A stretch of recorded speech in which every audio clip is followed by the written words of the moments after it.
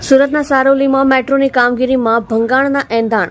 Saroli road પર બ્રિજનો span નમ્યો, રસ્તો બંધ. સુરતમાં છેલ્લા ઘણા સમયથી મેટ્રોની કામગીરી પૂરજોશમાં ચાલી રહી છે, ત્યારે મેટ્રોની કામગીરી દરમિયાન મોટી દુર્ઘટના રહી ગઈ હતી. સારોલી રોડ પર મેટ્રોની કામગીરી દરમિયાન બ્રિજનો સ્પાન નમ્યો હતો, જેના કારણે અફરાતફરી મચી જતા રસ્તો બંધ કરવાની ફરજ પડી હતી. અધિકારીઓ પહોંચ્યા. મેટ્રો જે સ્પાન નમી ગયો છે ત્યાં હવે અધિકારીઓનો કાફલો પહોંચી રહ્યો છે. સુરત શહેરનો ખૂબ જ મહત્વાકાંક્ષી પ્રોજેક્ટ પૈકીનો એક મેટ્રો પ્રોજેક્ટની કામગીરીને લઈને છેલ્લા ઘણા સમયથી અનેક પ્રશ્નો સર્જાઈ રહ્યા છે. મેટ્રોની કામગીરી દરમિયાન ટેકનિકલ રીતે ખૂબ મોટી બેદરકારી સામે આવી રહી છે.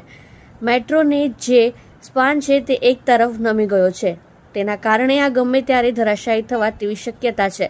સ્પાનના સળિયા છે તે પણ સ્પષ્ટ દેખાઈ રહ્યા છે. વિપક્ષે ઉઠાવ્યા સવાલ.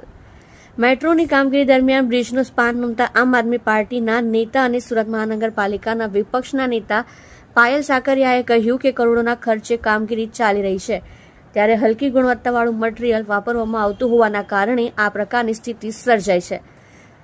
Traffic divert.